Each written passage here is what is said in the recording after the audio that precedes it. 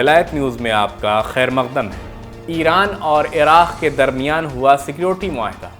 ایران کی وزارت خارجہ میں عراقی امور کے ڈائریکٹر موسیٰ طباطبائی نے ایران پریس سے گفتگو کرتے ہوئے ایران کے اعلیٰ سفارتکار علی باقری کنی کے دورہ بغداد پر روشنی ڈالتے ہوئے کہا کہ اس دورے میں ایران اور عراق کے مشترکہ کمیشن کا اجلاس منعقد ہوا، جس میں فریقین نے دو جانبہ علاقائی اور سیکیورٹی کے مسائل پر تبادلہ خیال کیا۔ انہوں نے کہا کہ اس اجلاس میں سیکیورٹی کے حوالے سے ہونے والے سمجھوتے پر عمل درآمد پر تاکید کی گئی۔ واضح رہے کہ علی باقری کنی نے پیر کے روز ایران اور عراق کے مشترکہ کمیشن کے 5ویں اجلاس میں شرکت کرنے کے لیے عراق کا دورہ کیا، اور اس دورے میں انہوں نے عراق کے صدر، وزیر اعظم اور قومی سلامتی کے مشیر سمیت عراق کی اہم اہل سنت اور عیسائی شخصیات سے ملاقاتیں کی، اور ان ملاقاتوں میں علاقے اور عالمی تازہ ترین حالات پر گفتگو کی۔ اسی طرح کی بین الاقوامی اور اسلامی دنیا کی خبروں کو جاننے کے لیے ولایت نیوز سے جڑے رہیں۔